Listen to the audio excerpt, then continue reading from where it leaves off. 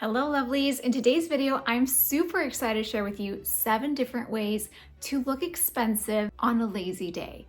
And what I mean by that is that there's sometimes when the weather gets a little crisper and cooler where I just do not want to leave the underneath of my Minky Couture blanket, just watching your Hallmark movie, and you don't want to budge, but you do have to leave. Then what is it that you can do to quickly look put together and feel like you're ready to face the world? Because not only is this a very cozy time of year, but we have a lot of different things that we need to get to, not to mention errands, shopping, and events. So I'm going to help you figure out how to still be cozy and comfortable with minimal effort, just following these 7 guidelines. I'm Ziba, and I'm here to help you wear 80% of your wardrobe. Most of us only wear 20%, so I want to flip that for you, but I need you to hit the subscribe button so you don't miss the video. I've been a stylist for the last 7 years and have covered many shows in Paris and New York, but I'm also just a mom of 2 boys that most of the time am feeling this whole concept, wanting to look expensive on a lazy day. The first tactic to use when you want to look expensive on a lazy day is to incorporate layering. Layering is one of those topics that can feel very abstract.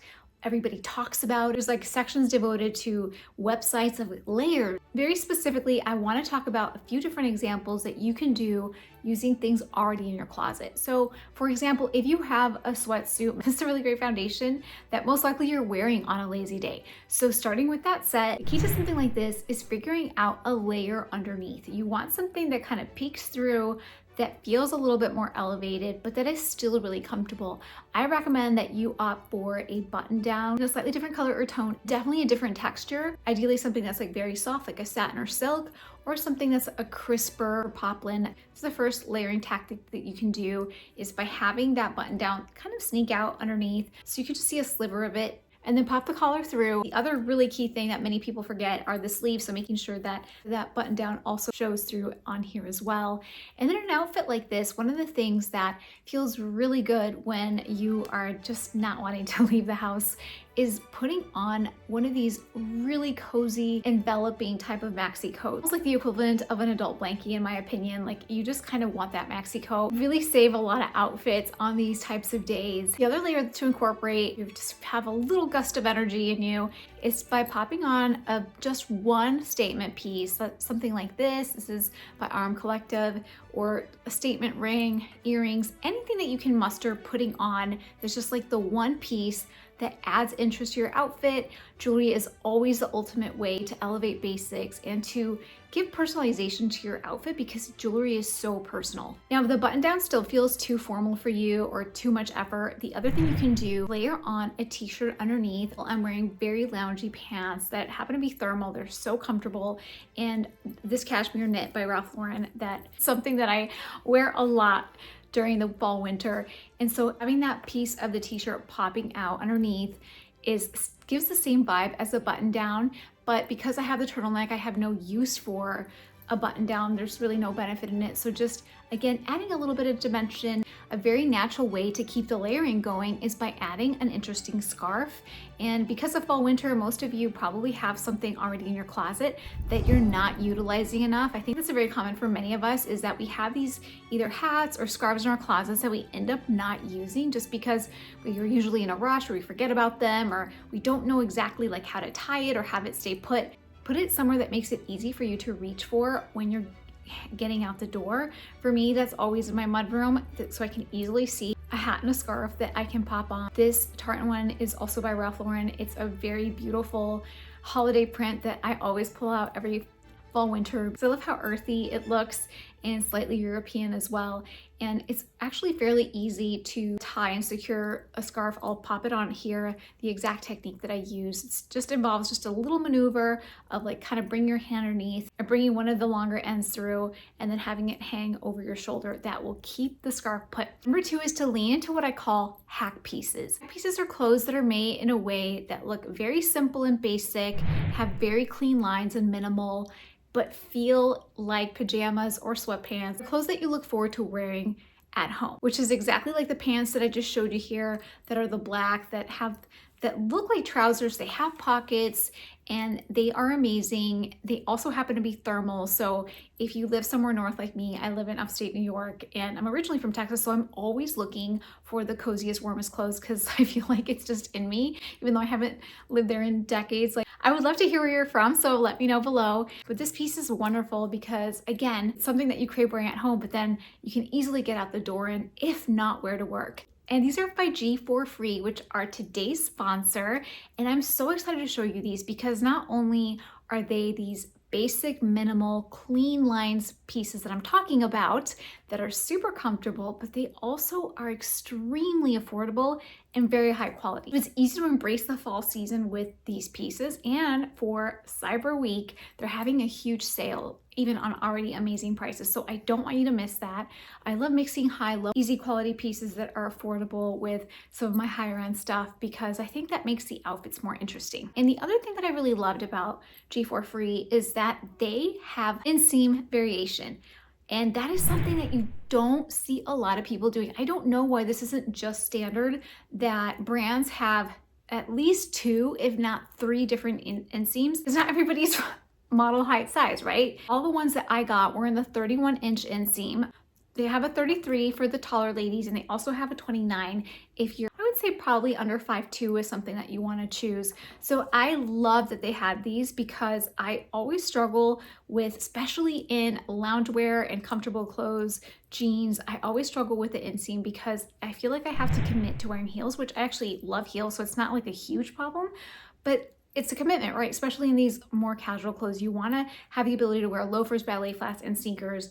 And so G4Free makes it really easy. I'm wearing their burgundy drawstring pants right now. And along with the thermal pant that I showed you in that last example, the material feels so soft inside. That's always such an indicator of quality, is when it just doesn't trick you, and then when you put it on, you're kind of like itching and uncomfortable. Like, you look forward to putting it on. And this one here is a little bit thinner material. It's kind of a similar concept where you have the pockets, but this one is not lined. This one's just a high-waisted wide leg pant, which I think is absolutely key in any wardrobe. Another example of these hack pieces that look a little bit more formal, but that feel so crazy comfortable, is this blazer by Franny Gold. A wonderful travel piece, if not work piece.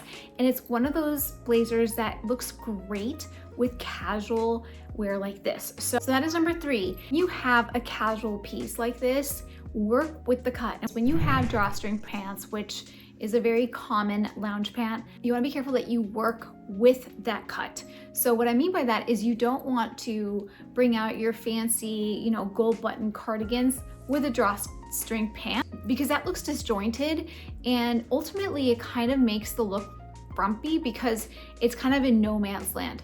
Not only are you not embracing like the drawstring look that could look really chic, but you're also not getting there with the kind of fancy cardigan and the drawstring pant. It's just a visual disconnect. So this is the time when juxtaposition styling doesn't quite work. Better alternative for these drawstring pants, you can still wear a nice piece. This is a cashmere top neck, also by Franny Gold, that is a beautiful, it's kind of like this one. It's a very buttery knit that feels good and you look forward to wearing.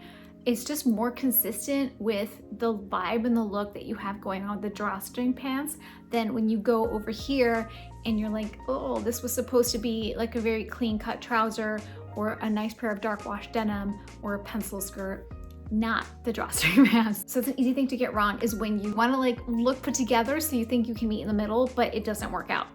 Blazers like that, it's a fabric that has spandex in it, versus like something with the gold buttons here that looks very formal and kind of like an old money aesthetic type of blazer with the drawstring pants. Again, it doesn't quite get there. So it's better to lean in to the cut and the fabrics that you already have going on versus trying to force it into something that it's not. The fourth thing to keep in mind when you're having a lazy day but you want to look expensive is to pay attention to proportion, because many of these pieces tend to sometimes be oversized, which can be very chic, right? So one of the things that's really in style right now is having an oversized sweatshirt and having, really cool pair of denim and your loafers or vintage sneakers and looking really cool. However, if you do an oversized, like for example, this Sherpa here, if you do a Sherpa that's oversized and it's drowning your frame, and then you go ahead and you put wide leg pants on here or really baggy sweatpants here, or even wide leg pants like the loungy pants that I'm showing you here, my whole frame is going to drown out and all you're gonna see is a blob. Even if the pieces individually are very nice, it's not gonna look put together, it's not gonna look elegant or expensive. So one of the things that I would recommend, especially when you have one of these oversized tops, is opting for leggings or riding pants if you want more of a structure. Riding pants are a really fantastic option if you don't want to wear leggings out in the wild, but you kind of like that silhouette and want an alternative to skinny jeans, because I don't really see skinny jeans as being like a great option if you want to be comfortable. Like, I love skinny jeans, but they're not what I reach for if I'm having a lazy day by any means. So riding pants or leggings are a really great option. Knee-high boots, just again, balance the silhouette, and you've got a very cool looking outfit that is extremely comfortable and warm and looks expensive. Number 5, and looking expensive on a lazy day, is dealing with your hair. Most of us are not gonna run a brush and dry shampoo through it even. Sometimes it's just that day where you're just like, nope, it's not gonna happen. So this is where you have to cut your losses and put your hair up in a top bun or a braid or wear a hat. All really chic options. The top bun is like the ultimate like eject button for me, like when it's just not happening and I'm just like, okay, I've just got to, and by the way, my hair was like over curled today. I tried like a new Dyson technique that I want to show you. The curls now are too tight. And by the way, if you've always wanted a Dyson and you always thought it was too expensive, I have found one that's $249 that has changed my life. So I'll link it below. But in any case, I digress. This top bun is a really easy way to just be like, you know what, it's okay. I don't need to have my hair everywhere. Top bun always looks elegant and looks interesting. Therefore, like, it's great to just have a plan. I'm gonna wear a hat, I'm gonna put my hair in a top bun, and I'm gonna look great. Also, red lipstick I think always helps too. Number 6 is to play around with textures. Covered in the beginning a little bit with that pop of the button down in a satin or silk. That is because that satin or silk adds interest and it also is a fancier material. So it's a great way to kind of hack the whole look and kind of feel a little bit more elegant. The other way that you can do this is the wide leg high-waisted trousers, also in a 31. Incorporating more textures together. In this instance, I have on the gray pants and a kind of like a deep burgundy high neck as well. And then I'm adding in an oxblood type of crop jacket that is in a very interesting texture. Provides warmth, it's lightweight, it's very soft, adds so much interest to the outfit. I end up looking a lot more stylish even though the effort is minimal, and I could have very well sat in this base outfit at home all day long under a blanket and nobody would have known. This is a great way to kind of like add interest and dimension and to look more stylish, is to play around with textures. The last one, which is also seen in this example, is by incorporating the 3-color rule. So here I'm using the 3-color rule by incorporating black shoes in a black bag. And in the first example that I showed you, which actually incorporated many of these tactics, I have the gray sweatsuit, the black jacket, the black button down, and then burgundy boots and a burgundy bag. 3-color rule. There's something about having 3 colors that complement each other that make your outfit look so polished, and it's not that hard to execute. I know that most of us feel really good when we have 2 colors going on, like, oh, we got camel and navy, or we got ivory and forest green. Just add that one more, add the brown, add the burgundy. Lean into the seasonal colors. Forest green and burgundy are really trendy right now because we're in the middle of fall, winter. So leaning into the seasonal trendy colors that not only complement and add interest because it incorporates a 3-color rule, but also help you look relevant because they are trending colors. So it's a great way to still be quote unquote trendy, but not be in a big trend where you're buying items that aren't for you or you're buying a silhouette that's not for you. Colors are a great way to incorporate relevance without spending money unwisely. I hope this helped. My husband calls me Queen of Cozy, so I feel like I'm very knowledgeable on this topic. Make sure to also check out casual but chic outfits for fall right here. I'll see you in that video, and if you learned something today, make sure to hit the subscribe button, and I hope to see you really soon.